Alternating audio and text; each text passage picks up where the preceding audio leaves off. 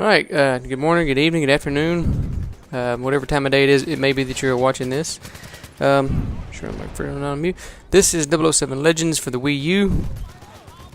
I picked this up off of Amazon for like $9.98, $9.95, you know, under $10, you know, basically. And I'm glad that's all I paid for it. I'm gonna go through here and explain it's, you know, pros and cons and this, that, and the other. Anyway, like I said, this 007 Legends for the Wii U. I had really, you know, I don't want to say high hopes for it, but I figured it would basically be, you know, COD reskinned with or 007 James Bond stuff. But you can see there the watch. That was a pretty neat little feature for your radar. You know, you bring up your watch there, and that show you where your enemies are. But the biggest issues that I have with this, it's not the, you know, the visuals, the graphics. They're fine. They don't, you know, that's not a big deal. It's not the premise. It's the controls. For some reason, when trying to, I mean, I'm not a MLG gamer by any means, but whenever you're trying to frickin', you know, just ADS, you know, aiming down the sights and trying to shoot somebody, you frickin' it. I can't even explain it. It's frustrating. Anyway, the controls are probably the only thing that I do not like about this game. That I can say that I actually hate. Wait a minute. Okay, there's an RPG. What do you do? What do you do? What do you do? I'm gonna skip that. I'm gonna move on to a later part of the mission. Apparently that guy that's dead now, he has control issues as well. I had no choice, but I had to turn on the auto aim that it has the snap to, just so I could frickin' compete with the AI. That's, you know, not really, you know, that revolutionary. But yeah, that's, other than that, it's a fine game. I don't want to say it's great. I don't want to say it's anything above just average, generic first-person shooter. It has a couple elements in there. I probably should have recorded those, but like keypads. I mean, if you've played what is it? Zombie U, you understand how the keypads on the game, you know, on your gamepad, it pops up and you can type in, you know, whatever, you know, the code combination is for the keypad. That's about it. I mean, they could have done so much more. The like your little smartphone thing that you pull up to start looking for like infrared, or, you know, it has several different functions. They could have mapped that to the gamepad, and that would have been, you know, Zombie U-ish. You know, I compare a lot of stuff, or I will compare things to Zombie U because they use the gamepad in such a well thought out way. But anyway,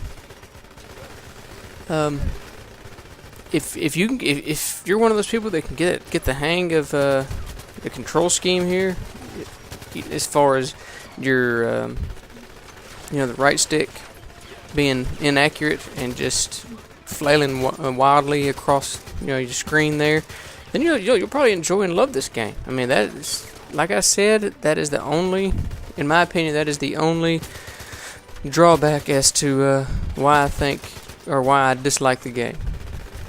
That, you know. But anyway, I'm at Fort Knox, just to get you, you know, let's brief you on, get you up to speed here. We're inside of Fort Knox because Goldfinger is trying to smuggle some gold. Hence his name, Goldfinger. I don't really remember what I'm doing here besides trying. Oh, I'm going to locate, trying to prove that he's smuggling it. I think. I don't know. I'm freaking James Bond. I do what I want. Flat and simple, you know, plain and simple, cut and dry. There we go. Then you get these retards that just freaking, I don't even know what the point of them, having them in there is, because I do most of the work, just like with any first-person shooter game. You know, the controller does all the work, and he's also and the main character, who is you, is also the biggest target.